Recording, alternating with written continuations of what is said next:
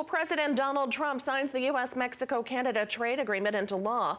The ag industry is hopeful for more opportunities under that trade deal.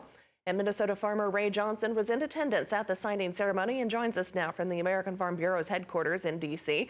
And thanks for taking the time to chat with us today, Ray. What does this signing of the USMCA mean to your family farm? Well, I think it means it gives us optimism, encouragement. It has been low revenue times in the egg industry, and this is just, like I said, it just gives us encouragement that they're going to work and take the proper steps to keep our exports up. And for Minnesota farmers, we export quite a bit to Canada and Mexico, so it's a good deal.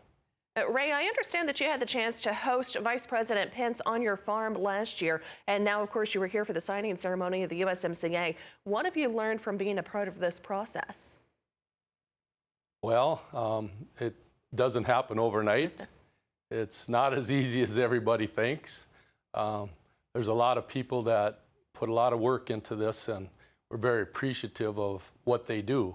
There's a lot of unsung heroes in this process, and I was just happy that Vice President Pence took the time to come and acknowledge how important this trade agreement was, and we're thankful that the bipartisan agreement, they overwhelmingly passed it, and that's great for farmers and ranchers. What kind of impact do you see the agreement possibly having on our rural communities across the country?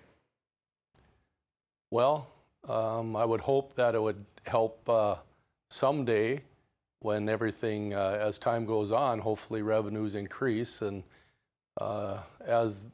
when we had Vice President Pence at the farm, there were local business owners there, Main Street businesses. They're all dependent on higher revenue on the farm to pay their expenses and keep their doors open too. So hopefully we can keep everybody in business. I know it's a struggle for a lot of family farms right now. Absolutely. Now, as we wrap things up, before we do wrap, I do want to hear, how are things in your neighborhood back home as we almost get ready for spring? Well, unfortunately, in our community, it has not been very good. It was a very wet season from planting till harvest, and right before harvest, during bean harvest, we received over 10 inches of rain. It delayed harvest by 30 days.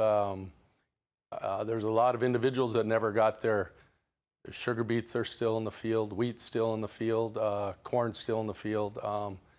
It was just way too much water, which is going to, of course, hinder the 2020 planting season. So we're hoping to quit snowing back home. We've happened to get a lot of snow too this winter.